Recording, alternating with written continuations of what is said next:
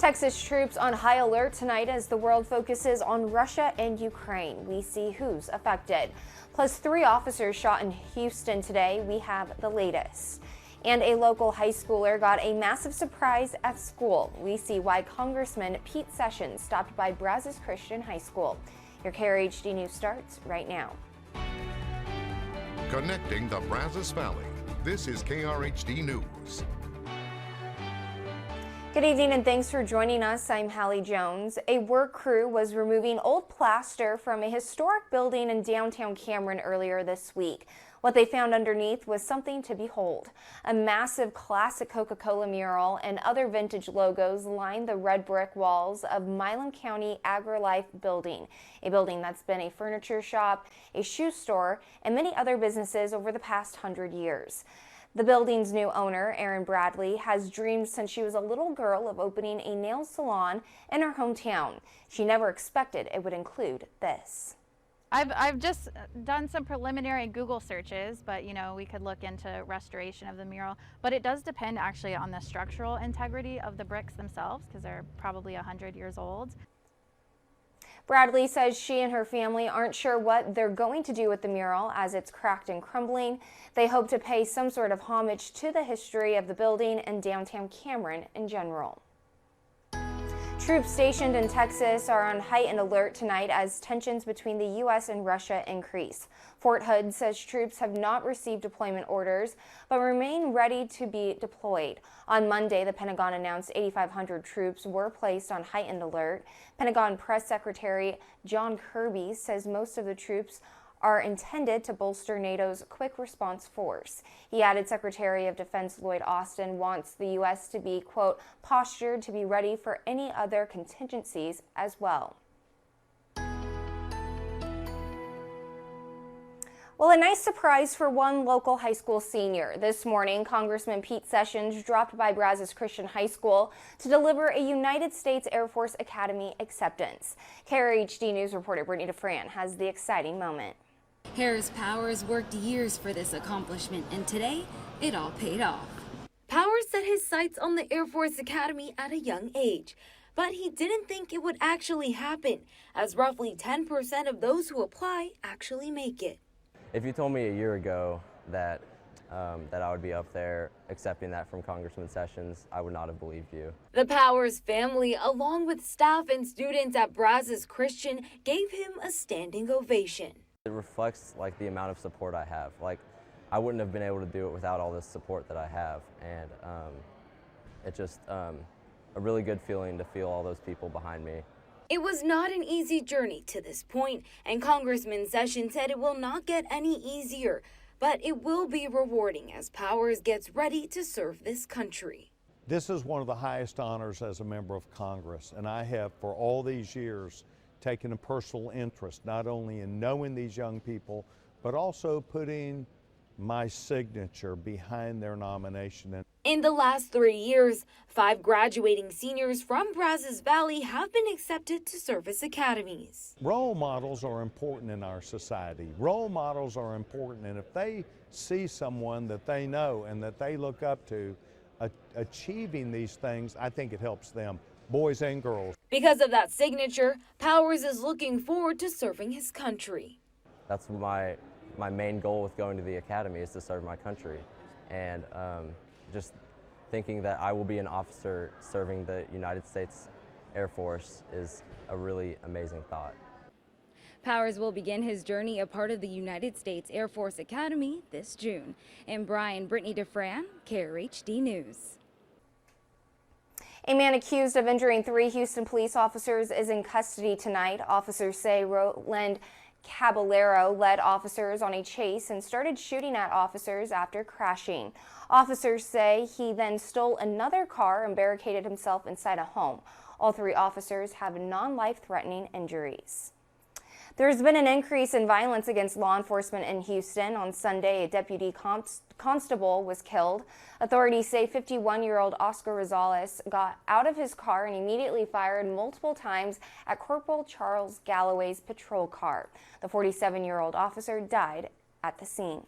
The crime of capital murder can only end 2 ways: in the death penalty or in life without parole.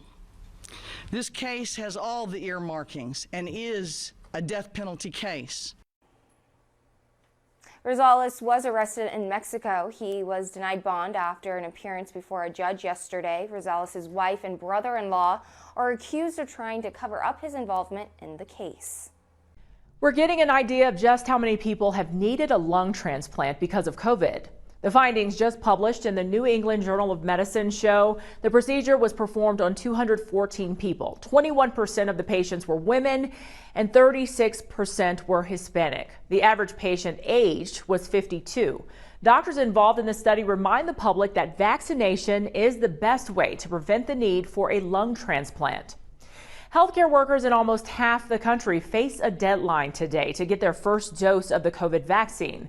Some states already had the Biden administration's mandate in place. The federal ruling will go into effect for the rest of the country in the coming weeks. While the requirement is welcomed by some healthcare facilities, others worry it will make staffing shortages even worse. The majority of healthcare workers are already vaccinated. People are starting to receive their free COVID home test in the mail, but a PCR test may still be needed. The documentation you receive when you test positive for COVID is a big reason. If you're in a situation that requires a negative PCR test and you tested positive for the virus at home but recovered months ago, you may not be able to prove that. They could need surgery and the surgeon won't operate on them because they think they just got COVID, that day. And preoperative testing is a common reason for PCRs to be done. They could develop long COVID and need insurance to cover specialist visits, and they have no documentation of a diagnosis of COVID. You may also need a negative PCR test for school, work, or international travel. 500 million PCR tests were distributed as part of the Biden administration's latest testing initiative. Some of them are going to federal test sites, but one doctor says she'd rather see a universal way for people to prove a positive home test. Let's say my friend tests positive at home. I don't want to make them go stand on a line in the cold somewhere for 3 hours to get a PCR. They're sick. In most states, you can report a positive home test online, but receiving an official confirmation back from the health department will vary. Your primary care doctor may also be able to give you a note that proves your positive home test. Lots happening at the border this week. Department of Homeland Security Secretary Alejandro Mayorkas is visiting for briefings. The secretary is in El Paso tonight, then travels to Laredo tomorrow. The visit comes as the Biden administration faces pressure from both conservatives and immigrant rights groups. They're criticizing the president's handling of the border and his asylum policies. Meanwhile, Governor Greg Abbott, joined by attorneys general from more than a dozen other states at the border today. The governor attended a security briefing at the DPS headquarters down in Westlaco earlier this afternoon. Texas Attorney General Ken Paxton also there, along with his counterparts from Alaska, Florida, Oklahoma, and 10 other states. The visit comes as 50 Democrats from the Texas House are asking the Biden administration to investigate Operation Lone Star. The Houston Chronicle reports in a letter to the Justice Department and Homeland Security, the lawmakers claim migrants had to deal with a vast umbrella of civil rights violations. They say the operation also violates a clause of the U.S. Constitution that gives the federal government power to regulate immigration, overriding state and local law. President Biden reaffirmed his campaign promise today to nominate an African-American woman to the Supreme Court. It comes after Supreme Court Justice Stephen Breyer announced his retirement. Breyer is expected to stay on until the end of the current term and until his replacement has been confirmed. The person I will nominate will be someone with extraordinary qualifications, character, experience, and integrity. And that person will be the first Black woman ever nominated to the United States Supreme Court. Biden said the appointment of a Black female justice to the Supreme Court is long overdue. The president added he hasn't made a choice on Breyer's replacement yet. He expects to choose a nominee before the end of February. The 83-year-old has been under pressure from the left to retire, while Democrats still control both the White House and the Senate. A record number of people have signed up for health insurance under the Affordable Care Act. The White House said 14.5 million Americans have enrolled since November 1st. President Joe Biden praised the record-breaking numbers, saying the American Rescue Plan lowered costs and expanded access to health care for more Americans.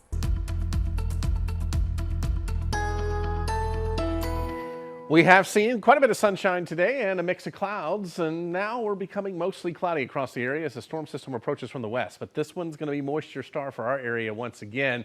So a lot of what we're going to see is just some mid and high level clouds. 55 degrees, that dew point's 37. It's just dry with east-northeast wind at 7 miles per hour. We can't get that Gulf moisture back, and that's why the lack of rain here across the area. And we need it. Drought monitor showing that we do have dry to moderate drought conditions across our area. It's a lot worse to our northwest, so it could be worse than this. And it does appear we're going to get some rain as we head toward Monday of next week, so that's some good news as well. A couple of little radar echoes back here in Bell County and north of Georgetown, Williamson County. Some of those, again, sprinkles, and I do think a couple of sprinkles could happen tonight. But other than that, it's going to be rather quiet here across the area as that disturbance continues to pinwheel down here along 25 in New Mexico, and then it will just slowly die out. So here we go with what we're expecting for tonight. Again, some clouds around, but by morning, those clouds are gone as that system goes away, and it looks like sunshine Friday afternoon, going right on into Saturday afternoon, and clear skies Saturday night as well. It's going to be a nice weekend on the way for us here. So tonight, temperatures will be falling down into the 30s, maybe a few low 40s across the south. Then tomorrow, highs into the mid 50s, normal 63. So we are going to be a little bit below normal just for tomorrow. Then it's back up. 66 degrees on Saturday, 68, getting close to 70 Sunday. Then here comes your chance of rain on Monday, and it looks like a pretty good chance, and we could see some appreciable rain totals as well. That's good news. Close to 70 again Tuesday, and then a strong cold front will arrive sometime on Wednesday. Whether it's in the morning, afternoon will determine the high temperature. Could be a few scattered showers and storms, and right now any winter weather would probably be north and west of here, but we'll keep an eye on things. Some of the best historically black colleges and universities and medical schools in the country are part of a new scholarship program. It's one of the largest of its kind. The Novartis Foundation and Thurgood Marshall College Fund are offering $20 million over the next decade to these schools. The money is for research grants, mentorships, and scholarships. Sophomores through grad school students can apply for $10,000 a year. Is one way of alleviating a barrier. This is a financial barrier that stands in the way of students from pursuing their dreams.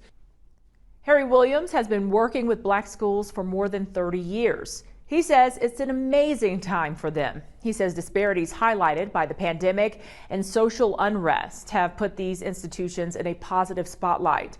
There's also a lot more interest from black students in pursuing careers in healthcare.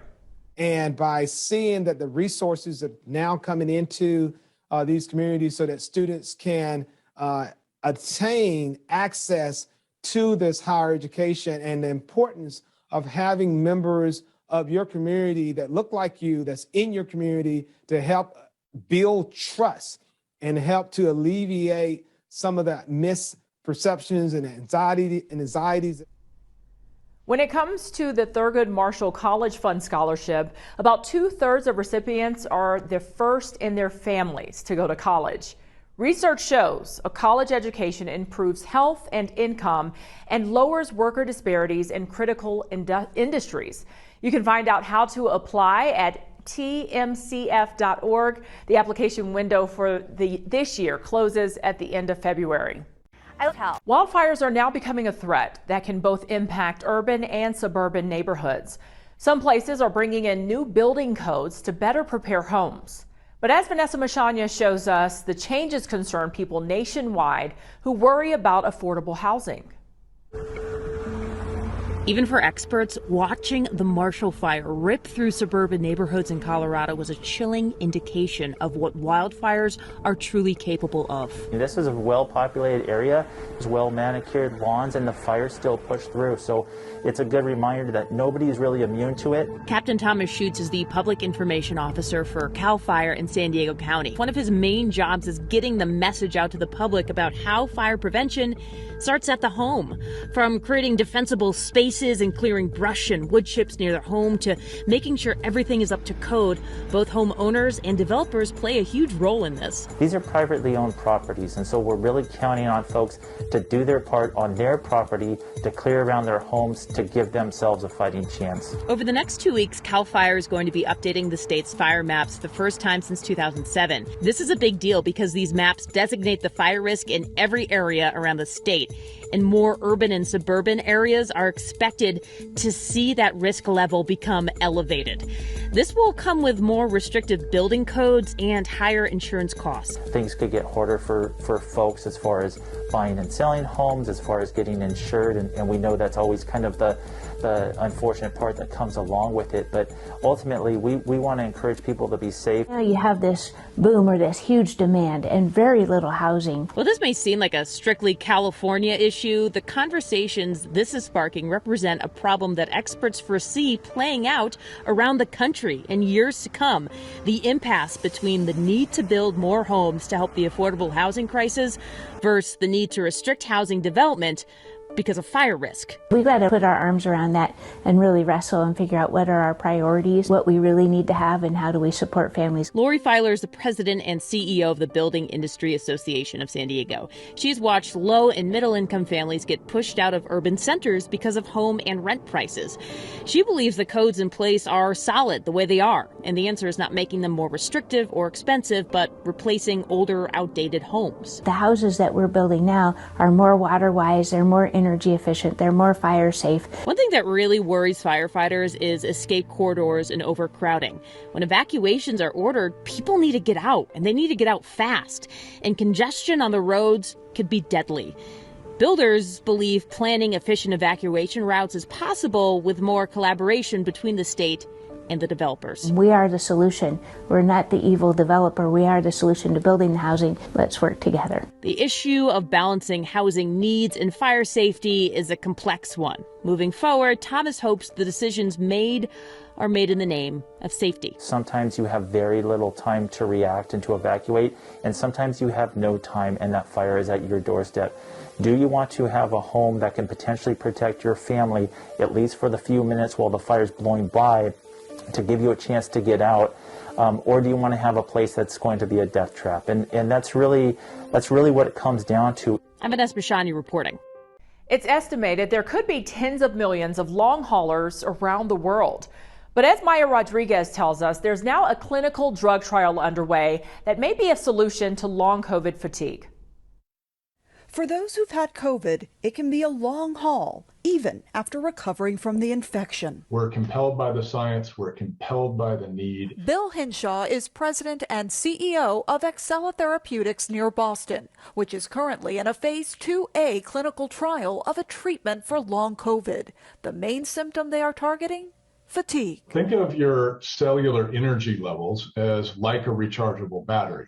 You need to draw upon that battery and then you need to replenish it. And that's what your body normally does through mitochondria. Most people who get COVID recover from it, but about 30% of people infected do not. Many left with damage to their mitochondria, the so-called rechargeable battery, leading to fatigue. Our goal is to be able to repair that battery so it can hold that charge again and people can return to their normal life. Across the Atlantic in the UK, that clinical trial is now underway at Oxford University. The sheer number of people who are affected by COVID means that long COVID is likely to be a substantial problem. Dr. Betty Rahman is a cardiologist and a clinical research fellow at Oxford's Radcliffe Department of Medicine and is conducting the clinical trial. We know that long COVID is not restricted to those with severe disease, and that people with even mild symptoms during their early infection can continue to have symptoms in the long term. The 40 people participating in the testing at Oxford will either get the treatment or the placebo for 28 days. Then researchers will look at how it impacts their fatigue. And it's likely that if this is a positive trial, that it can substantially change the quality of life of millions of people across the world. A world still reeling from a pandemic 2 years on. I'm Maya Rodriguez. As As we continue to see the negative impacts of climate change, we're finding new ways to harness renewable energy. The latest in the U.S. involves waves. The Department of Energy just announced $25 million to fund 8 projects testing this. They will focus on wave energy research, along with creating and advancing technology that converts waves into energy. It'll all take place at a facility off the coast of Oregon. Testing is expected to start in 2024. We're seeing efforts to make more clothing brands sustainable, and they're marketing their products with words like carbon positive, organic, or vegan. But the industry doesn't have a standard around sustainability. I think there's more visibility to the consumer now, so they're asking more questions, particularly also with younger consumers that are asking these questions about a lot of the products that they use, and they want to be more conscious with their choices. So I believe it is a consumer demand, which usually drives a lot of change in fashion. Tasha Lewis studies sustainability throughout the apparel supply chain and says it's fragmented. The clothes may be designed in different places from where the fabric is made, and the company may not own the factory where the clothes are ultimately put together. New York State is considering a bill to set broad sustainability regulations for the industry. This would ultimately hold brands accountable for their role in climate change. Lewis sees the potential for this impacting the clothes we all buy.